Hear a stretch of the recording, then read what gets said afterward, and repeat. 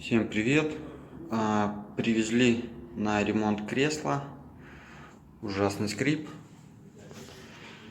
Сейчас проверим.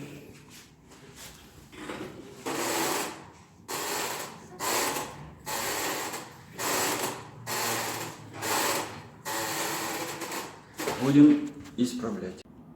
Итак, друзья, дефект исправлен. Проверяем.